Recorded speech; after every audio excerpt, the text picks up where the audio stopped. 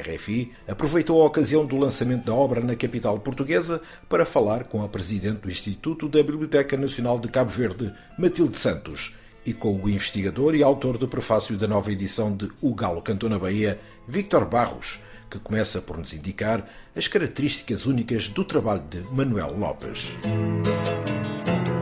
A primeira coisa tem a ver com o fato de Manuel Lopes ter integrado um projeto cultural que ele foi também membro fundador e que se consubstanciou na revista Claridade e, de certa forma, o modelo que ele adota em adaptar a característica dos personagens, a relação íntima que ele estabelece entre as figuras que ele cria no texto com a geografia local situada onde a história dessas pessoas se desenrolam. Esta é uma das características essenciais da escrita dele e também outra característica que nós podemos sublinhar é a forma como ele faz transitar personagens de um livro para o outro, ou seja, em diferentes livros de Manuel Lopes nós podemos encontrar o mesmo personagem que tinha sido objeto de tratamento escriturário num conto, tal e qual como figuras que encontramos no Galo Cantou na Baía, também encontramos em Chuva Braba, por exemplo. Então, esta é uma das características essenciais que o distingue fortemente relativamente a outros escritores do mesmo período. Agora é o momento do Galo Cantou na Baía em Portugal. O que é que esta obra nos traz? É uma obra com uma nova edição. Essa nova edição integra-se num projeto editorial da Biblioteca Nacional de Cabo Verde e intitulada Os Clássicos, da coleção Os Clássicos, e é uma coleção em que cada reedição dos clássicos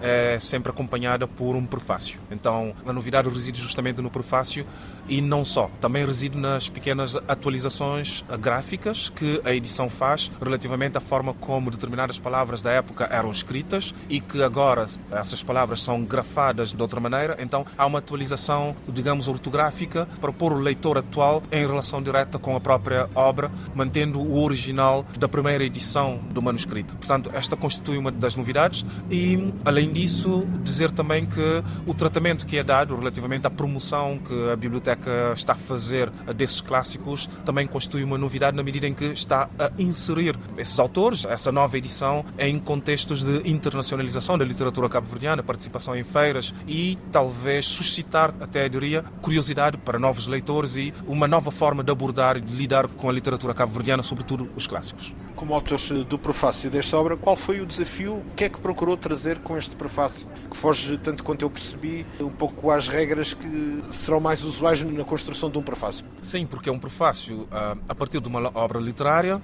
e, além disso, o desafio reside justamente no fato de ser um livro de contos, ou seja, são diferentes contos. Então, o que custa tentar perceber o substrato comum, o fio condutor que articula a relação íntima entre os diferentes textos. Então, este foi o grande desafio. Outro grande desafio é tentar perceber, dar o leitor a ver o texto de Manuel Lopes através de alguns subentendidos ou traços subterrâneos e implícitos que estão subjacentes à escrita e que estão subjacentes à cosmologia cabo-verdiana local e que não é facilmente discernível numa única frase. Então é preciso ter uma perspectiva um pouco mais alargada e o prefácio serve justamente para dar um enquadramento geral e suscitar o leitor e a leitora para uma perspectiva um pouco mais alargada, para olhar esse texto para além da sua simples, diria até pleonasticamente, da sua simples textualidade, a ir além desse texto. Então, o prefácio teve essa ambição de querer suscitar em quem vai ler o livro a curiosidade ou a ideia de olhar para além do texto e perceber as múltiplas dimensões subjacentes ao texto, tanto na sua evidência imediata, naquilo que nós conseguimos compreender, mas naquilo que fica subentendido nas entrelinhas que o próprio autor constrói a partir dos diferentes textos e a partir